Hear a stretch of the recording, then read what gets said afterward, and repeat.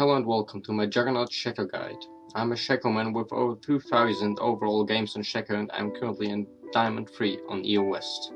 In this guide I will be explaining how and why I play tank Shaco, and I will be going over pros, cons, runes, masteries, summoner spells, skill order, item builds and the overall playstyle I am using with tank Shaco.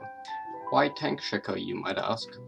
With the 5.15 patch, a lot of new items get introduced that help Shaco, especially tank Shaco, a lot. Tank Shaco is a safe version of Shaco which scales into the late game. It's not a snowball game and make the enemy surrender at 20 minutes Shaco. I will be explaining how and why tank Shaco is good throughout the video. Now let's get to the pros and cons. First, I'll list the pros. 1. You're not hit as hard by pink words as an assassin Shaco since you won't get blown up in 2 seconds. 2. Even though you're tanky, the enemy team has to focus you, otherwise you will melt their AD or AP carry within seconds without taking damage. 3. Tank Shaco scales into late game. One of the biggest problems Assassin Shaco has is that he will fall off a bit in the late game due to not being able to one-shot carries without dying.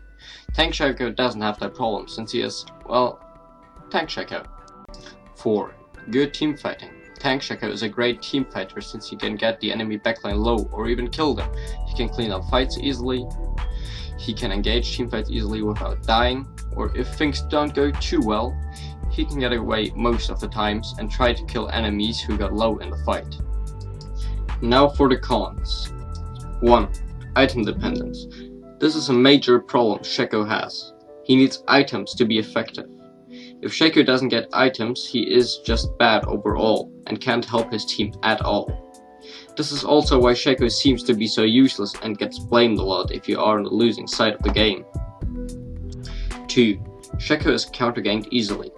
Once Shaco presses Q, he's vulnerable since he used his only escape tool. You won't be tanking in the early game yet. If the enemy jungler counterganks you, you or your teammates are likely to die.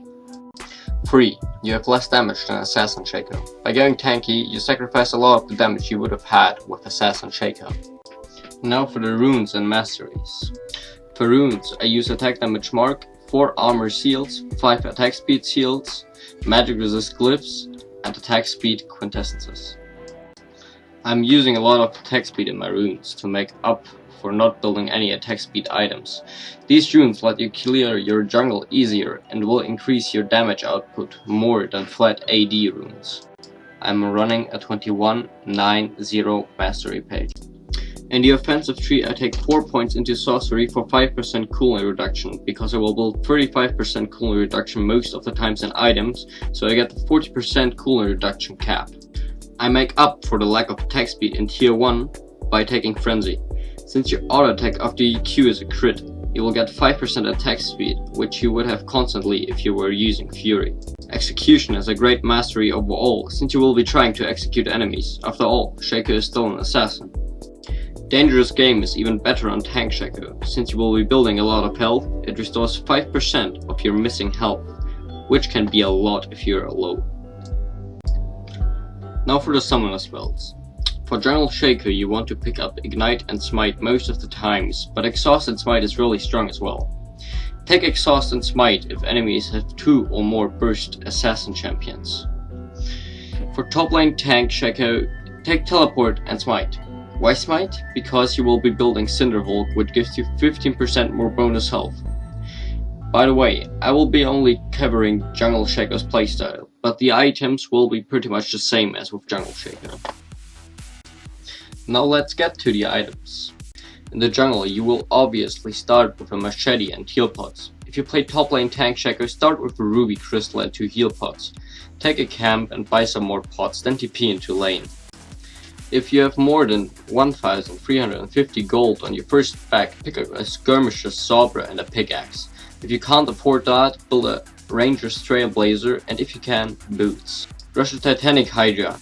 This item is your absolute core item. Titanic Hydra is the reason tank Shaco works. Titanic Hydra's damage scales with health. This item ensures that you will be still dealing damage, despite building full tank. After you finish Titanic Hydra, finish your Cinderhulk. This is the time you upgrade your boots. Build Ninja Tabais if the enemy team has a lot of auto-attack based champions. Build Mercury Treads if the enemy team has a lot of crowd control, knock-ups don't count, since Tenacity doesn't reduce knock-up damages. Build Boots of Lucidity if you want 40% CDR. Only do this if the enemy team doesn't have high damage compositions, otherwise build defensive boots. Build Boots of Swiftness if you want more mobility. If you have picked up Trailblazer, I recommend swapping it for Skirmisher's Sobra, since the Challenging Smite is very strong and helps you dueling and assassinating. For your third and fourth item, pick up Deadman's Plate and Black Cleaver. I recommend picking up Deadman's Plate first, since it gives you mobility, armor and a small extra burst. If you want sustained damage, build Black Cleaver first. For your last items, there are many options. Most of the time I'm building a Warmock's armor last, because it lets me soak, poke and stay sustained during sieges in the late game. You can also build a Banshees, Malva Mortius, Formail or a Renewade's Omen. If you want to go for more damage, build a Last Whisper or a Blade of the Rune King for your last item. For your skill order, max E, take a point in W at level 1, max Q second and take your ultimate whenever it's available. Now let's head into the gameplay part. Most of the times I will start with a safe clear. For a safe jungle route, place your first box at 55 seconds at the crux. Then place a second box at the crux and place 2 boxes at red buff in a way they won't aggro the red buff. Smite the big crux and take the camp, then level your E and go to your red buff. Your boxes will help you staying healthy so you can do red buff without having to use a heal pot. Proceed to take raptors, kill the small ones first and kill the big one with smite. While you are doing raptors, check if you can gank mid or a lane on the side you started on. That means top on purple side and bot on blue side. If you can't gank any of those lanes, continue doing a full clear and then recall. Take the scuttle crabs on each side if you can. Place a box in the path the crab is walking so it gets feared and loses its armor and magic resist, so you can kill it a lot faster. In case you don't like the safe clear, I will explain how to counter jungle safe and efficiently in the first few minutes of the game. Place your box at 55 seconds at your top side buff, that means red on purple side and blue on blue side. Why top side, you might ask? Most junglers will start at the bottom side of jungle, and so you can get away with stealing their second buff without having to fight or being worried that 4 people will come for you. Stack boxes until your buff spawns, and take it without smite. Then skill Q and jump over the dragon or baron wall. Then take the enemy's buff with smite. Use a trinket to check if the enemy jungler is coming for you. You will have a second smite for a second camp in the enemy jungle ready. So if you took their blue buff, take their Grom. Or if you took their red buff, take the big raptor and the small one. Both will give you level 3. Now that your first recall is complete and you get your jungle item, you want to keep jungling and looking for ganks. Always keep farming your jungle. It's the source of most of your gold. Always check the map so you can see which lane to gank. Ask yourself these questions if you want to know if a lane is gankable or not. Does the enemy opponent have his flash up? Usually your teammates should let you know if their lane opponent has flash or not. If you are in low elo, you remind your teammates that they should let you know when the lane opponent has no flash. Remember, the basic cooldown of flash is 5 minutes. Secondly, does the enemy have a gap closer or blink? If the enemy champion you want to gank has a flash-like ability or a massive speed up like REQ or Lulu W, only gank if the champion is massively overextended, since they might turn on you. Third, does my laner have a strong crowd control ability? If the laner you want to gank has a strong crowd control ability, like let's say Science Q or Ari's Charm, you can gank a lane even if they are not overextended. 4. Will the enemy lane push towards our side? Always check where the minions in the lanes are, and look if they will push towards your side by simply checking how many minions are in each wave. Do we have enough damage and health? Don't gank if your lane partner is low and you only have about 50% HP.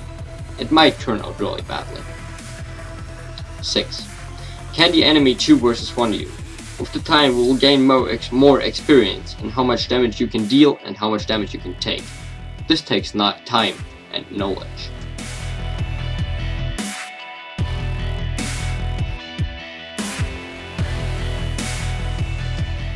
Now let's get to the mid game.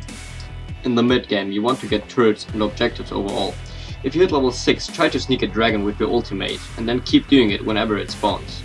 If you successfully gank the lane, and the tier 1 turret is still there, try to take it, and from there you can transition into the mid game with your team by grouping up and forcing fights. Now I will be shortly explaining how to fight properly with Shaco. As tank Shaco, your role is to engage fights and soak up as much damage as you can while dealing as much damage as you can. Try to engage fights from behind a wall or from out of the enemy's vision by using Q and walking into their team. Try to get the enemy AD or AP carry and use the following combo. Auto attack Titanic Hydra for the auto attack reset and then proceed to auto attack them, or if they run away, use E and focus someone else. As soon as you become visible, there will be a lot of abilities thrown at you. Try to dodge out of some of them by using your ultimate.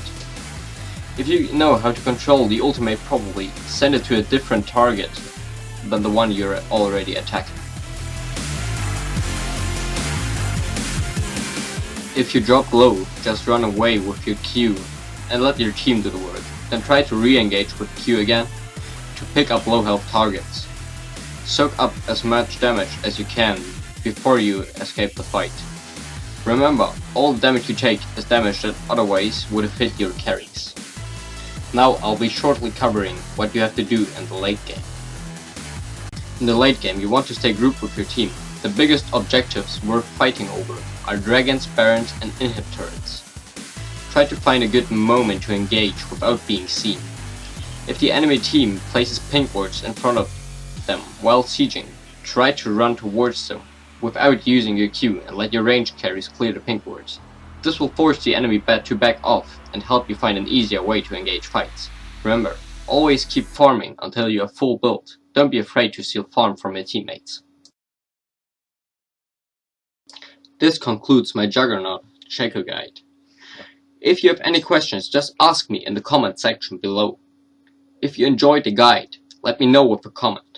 I am streaming on Twitch daily. You can find the stream link in the description. Please leave me some feedback and if you would like to see more. Thanks for watching and have fun with the clown.